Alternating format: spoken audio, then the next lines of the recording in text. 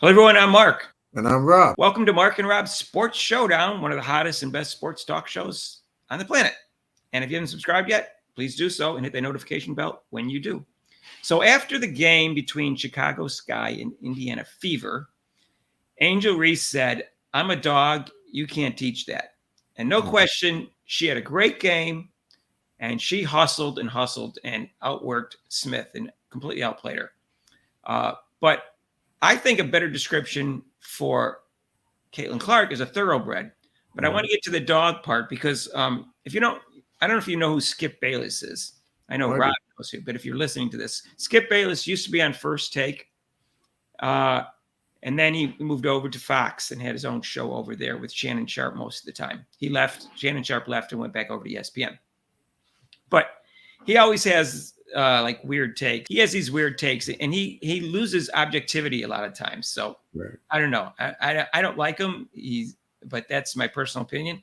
But he did make some point here, and he said he saw the game, and you know how Caitlin Clark didn't take the shots and everything. Now he didn't even get into the part that they didn't run 3 plays for her near the end, and their teammates dropped the ball on a pass and all sorts of things. They took awful throws.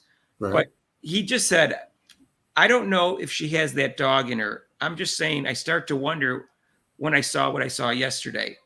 And his one point, which I agree with, is she didn't get to the free throw line at all in the fourth quarter. So she wasn't even taking shots. Maybe she could have driven to the basket herself.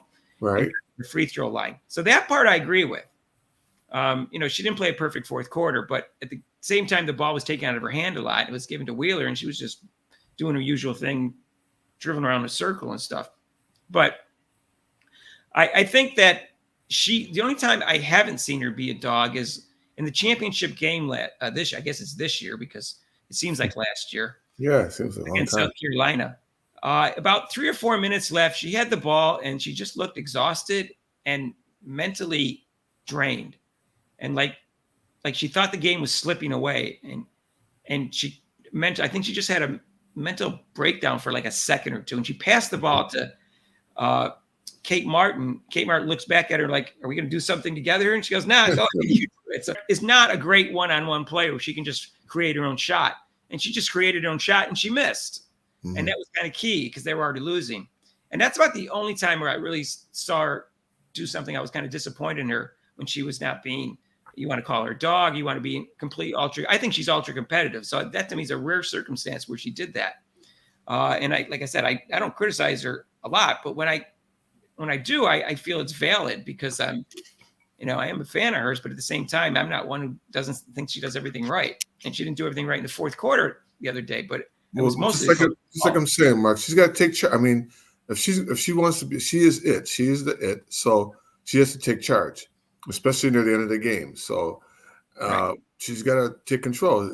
It's a selfish mentality. I mean, but if you're the best player on the court, I mean, like we talked about this, you got to show it, and you're the best player on the court, so you don't give it up that easy. You're going to say, okay, I'm going to take my shot. I'm going to go. How can I win this game?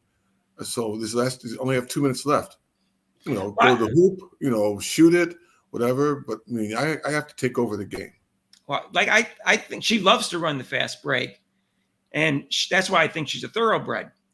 And she was doing that for 3 quarters, and then the coach started calling plays that weren't for her. She puts in Wheeler, which ruins the whole offense because now Clark is not the thoroughbred that she wants to be, and she stands over in the corner. Wheeler does her thing, like I said. So I think that was a problem with her continuing that in that game. But I don't think she gave up in the game there. I think she was trying. She was just confused as to what her role was in the fourth quarter. Well, like the jockey that rides the thoroughbred, looks like the jockey was pulling up on the reins and holding her back as she was coming down the clubhouse turn there.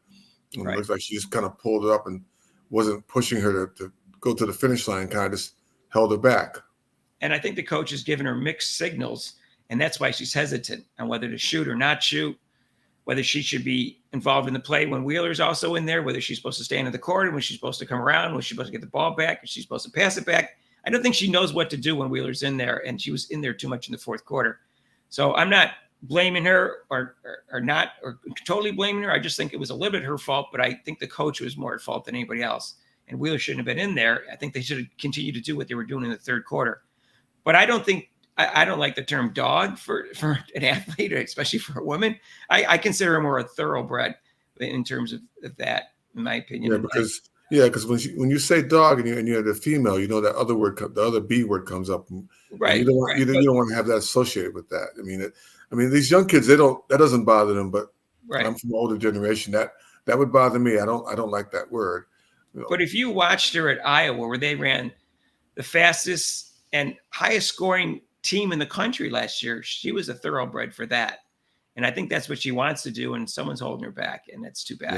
So hopefully things will change, and we'll see tonight. We have a game tonight against Seattle, and we have a game June 30th. Not that anybody would know, but but June 30th game with Diana Taurasi. That's not even in my calendar, I think. So, no, I don't think. I'm surprised. I have to keep reminding you, Mark. I have to keep reminding you what's going to happen. I keep forgetting about it. I know. I can't believe it. So we'll talk about that in another video. If you haven't subscribed yet, please do so. And hit that notification bell when you do. And we've got a live show Eastern time every Monday, 7 to 8. If you like this video, hit the like button. And feel free to make intelligent, non-insulting comments. And we'll see you in the next video. All right. Peace out.